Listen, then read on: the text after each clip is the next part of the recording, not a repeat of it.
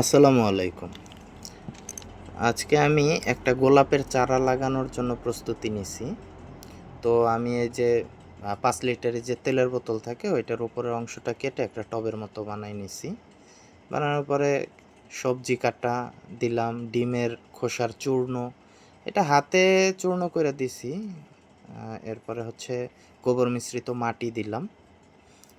এই গোবর মিশ্রিত মাটিটা দিলে হয় কি, এইটাতে যে কোনো গাছের চারা দ্রুত মানে বড় হয় আর স্বাস্থ্যবান হয় গাছটা।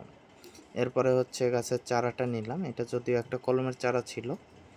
তো এই চারাটা আমি রাখলাম, এটা খেয়াল রাখতে হবে যে সোজা হয় কিনা।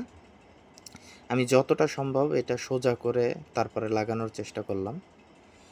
শিকড়গুলো ভালোভাবে দিয়ে দিচ্ছি। আর নিচে ওই যে সবজি পচা দেওয়ার কারণে এটাতে আর আমার কমপক্ষে ১ বছরের মধ্যে কোনো সার দিতে হবে না। ও নিজেই সার হয়ে যায় আর কি, পচে সার হয়ে যায়।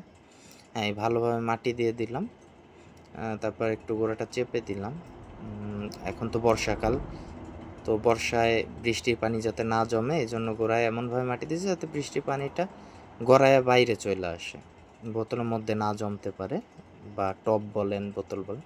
এরপর একটা বাঁশের সাপোর্ট দিয়ে দিলাম। এই লাঠি দিয়ে সাপোর্ট দিলে হয় কি, বাতাস হইলে গাছটা দুলবে না। গাছ যদি দুলে বাতাসে তাহলে গোড়া ফাঁকা হয়ে যায়, ওইখান দিয়ে পানি ঢুকে আবার গাছের গোড়া পচে যেতে পারে, বা গাছ অনেক সময় মারাও যায়। এরপরে হচ্ছে বাঁশটা দিয়ে দড়ি দিয়ে সুন্দর করে আটকাই দিলাম। আশা করি গাছটা ফুল দিবে। গতবার এটা অনেক ফুল হয়েছিল, আশা করি এবার অনেক বেশি ফুল দিবে।